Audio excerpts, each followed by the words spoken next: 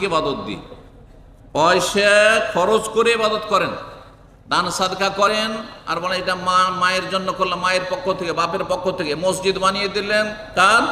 মা বাবার নামে বা মা বাবার পক্ষ থেকে, তারা যান তাদের জন্য সাদকা জারিয়া। এতিমখানা বানিয়ে দিলেন, আপনি গরিবদের বাড়িতে পানির ব্যবস্থা দিলেন, গরিবদের বাড়িতে আপনি যে কোনো রকমের খাবার দিলেন, ইত্যাদি দিলেন মরার নামে, ঠিক আছে। কারণ আর্থিক ইবাদত দিয়ে, আও সাদাকাতেন জারিয়া, সাদাকা দিয়ে মৃত ব্যক্তিকে নেকি পৌঁছানো যাবে।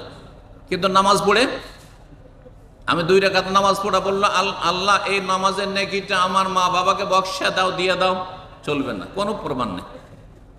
নবীও করেননি, নবীর সাহাবীরা কেউ করেননি।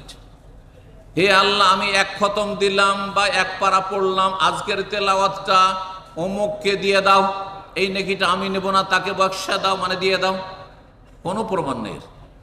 রাসূলুল্লাহ সাল্লাল্লাহু আলাইহি ওয়াসাল্লাম করেননি, তার সাহাবীরাও করেননি। তাহলে আমাদের দেশে যে এই তরিকা, যে কোরআন দিয়ে বক্সানো, এগুলো নেই আসলে ইসলাম।